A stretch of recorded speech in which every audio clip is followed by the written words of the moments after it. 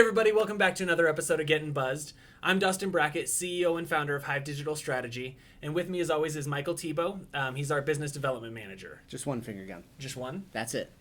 I think that people were demanding more than that. Well, tune in next week. Okay. Always leave them wanting more, right? That's what we call a tease in the biz. That's what you have to do. Yep. Okay. Smart. Well, today's episode we're going to be talking about repurposing content. So essentially getting more life out of the content that's already working for you, right? Yeah. But before we do that, it's day drinking time at HIVE. So we're drinking some Boulder gin out of Boulder, Colorado. Yeah. Where, shameless plug, we're going to be hosting a HubSpot user that's group. Nice. That's a good spin. You like how I did that? Yeah. So we are going to be hosting a HubSpot user group. If you are a user of HubSpot in the Boulder area, we invite you to come check it out. We'll have more details on our website and things like that coming out soon. But back to this. Back to concoction. the day drinking? Yeah, back to day drinking. Seems like maybe you've already had a couple. Everything always circles back to day drinking. Mm-hmm. Of course. So we are drinking Boulder gin. We're just doing gin and sodas. It's without ice. Yeah. Due to the fact that somebody in the office is hoarding ice. I have a suspicion it was you. All right, let's test them out, huh? Cheers.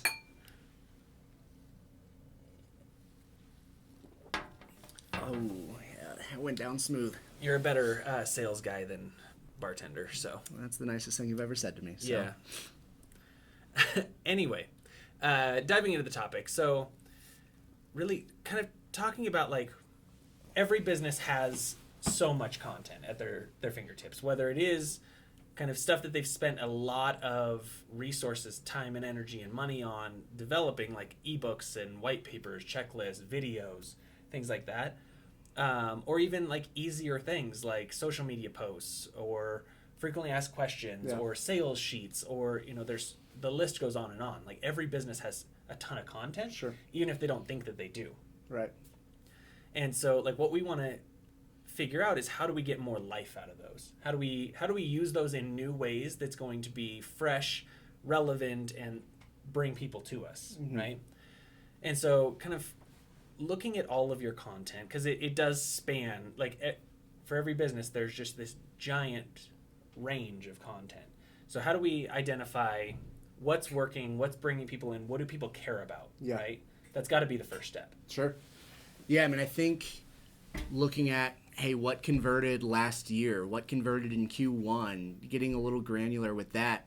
And then coming out with, a second iteration, because things certainly have changed over the past year.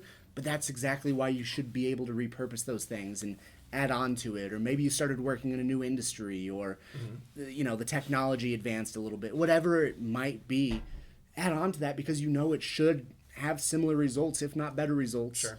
And, whether, okay, this blog post was great, let's make it into a high-value content. Or we do get the same FAQs all the time, let's make a video. Or let's make it into a blog. Like, it's so easy to repurpose those types of things. Absolutely. And I think there's a lot of different ways to think about repurposing them, too. Yeah.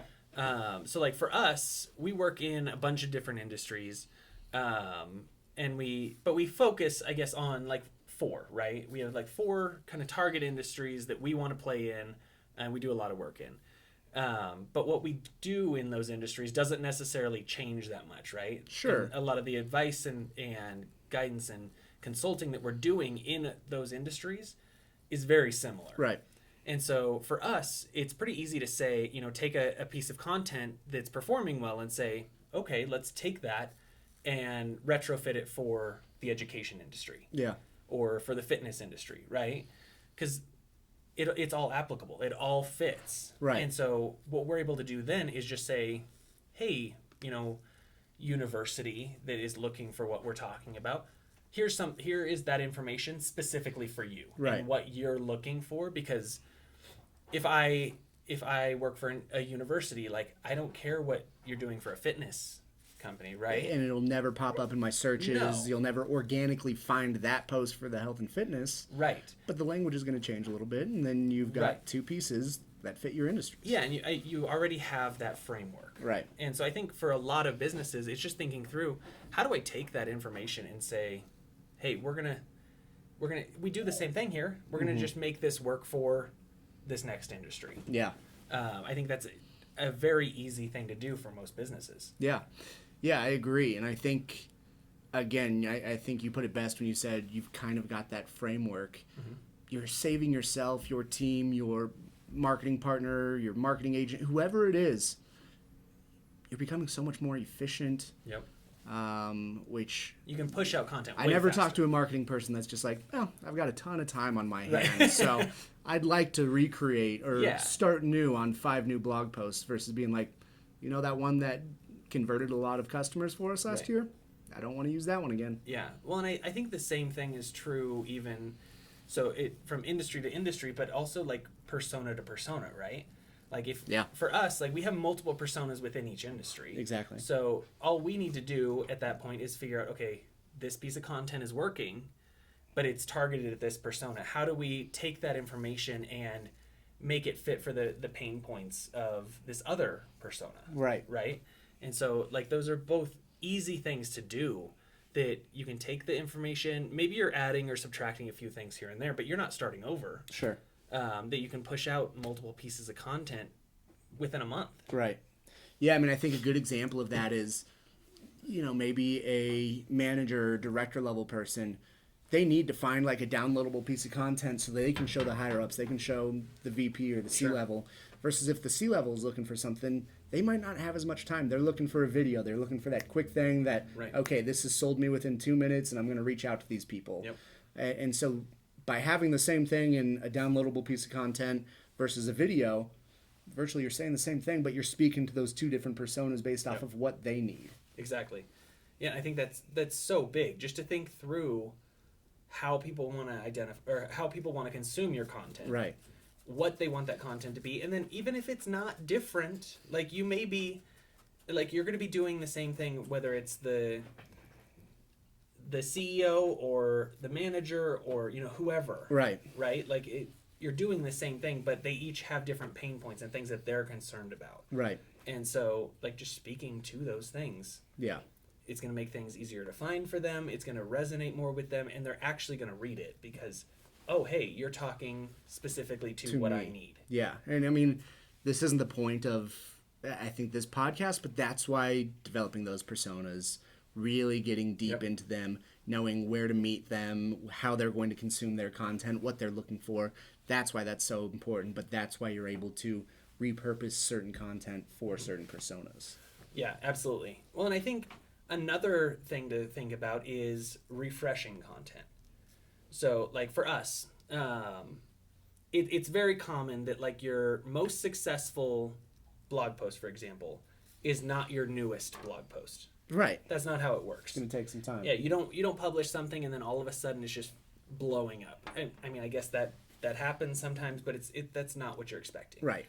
For us, our most successful blog post every single month is a blog post that we did in 2017 originally. Right. But what we've done is each year we've taken that blog post and refreshed it for the next year. Yeah. So we're continuing to build upon the success of that piece of content. Yeah. Adding a few extra tips or different, yeah, the trends change, or again, the technology changes. But like we didn't have to create a new blog post. We're just updating it, and now it's more relevant.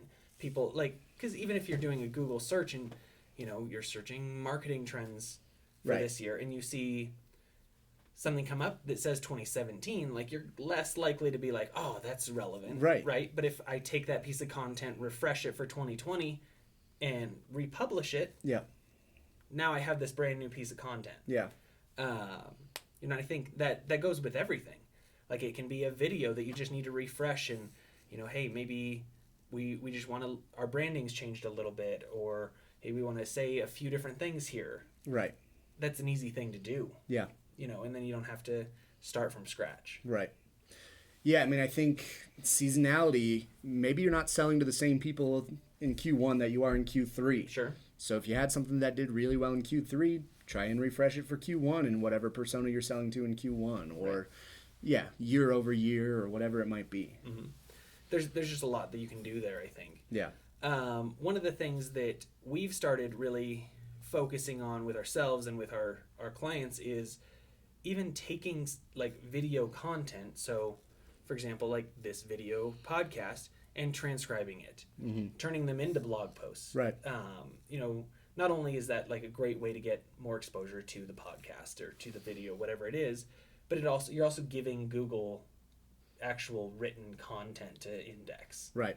And so I think that there's even keeping the same content and just, okay, hey, we need this in another format. Yeah. Not even changing anything for our like we've been for ourselves, we've been publishing transcriptions of these podcasts in our blog. Right. And nothing's changed. Right. It's the same content. It's just a matter of like, oh, here it is in another format. Yeah. Yeah, and I think getting Google to view it in a different way, again, helps in so many different, manners. And so beyond, again, just the exposure to the podcast and Right. the topics that we're covering, it helps us internally with our website and the way Google views us and things like that. So it's kind of that two-headed monster that is really helping. Right. Well, and it's also like simple things. Like we've been talking a lot about like blog posts and downloadable content and video. Yeah. But one thing that you kind of mentioned, I think, at the beginning was like frequently asked questions. Yeah.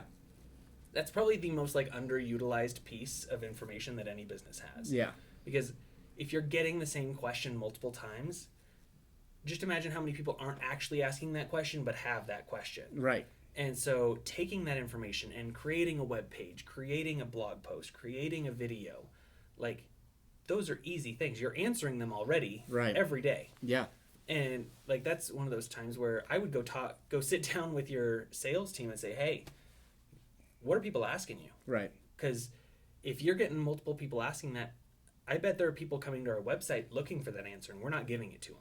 And I think, one, it creates such reassurance. Hey, if these people have the answer to what I'm looking for already, and I'm going to go to them. I'm going to take time to reach out or schedule a demo or schedule a call, whatever it is, because they clearly know what they're talking about. They clearly have dealt with this enough to where they put it on their website or they put it in a blog post or something like that. So it creates that authority that shows that you and your company are probably going to be a good fit or at least worth a conversation. Right. And so I think, I've been harping on that a lot, is the FAQs it's such an easy piece to arm yourself. Yeah. It's good content to put out there. It's what you guys are dealing with day in and day out, but it just helps again with that reassurance with your prospective clients. Yeah, and I mean, even a single frequently asked question could be turned into a video. Yeah. You could be answering it on social. You could have a web page. You could have a blog post. You could have a downloadable ebook or whatever. Right. Like, and you just go a little more in depth in each of them, or you're going in depth differently in each of them. Right. And so I mean, there's just so much content that a lot of businesses don't understand that they have, right, and that is performing well, right? Because even a frequently asked question is content that's performing in some way. Yeah. Like whether it is good or bad, like maybe you have a bad answer and then don't use that. But right.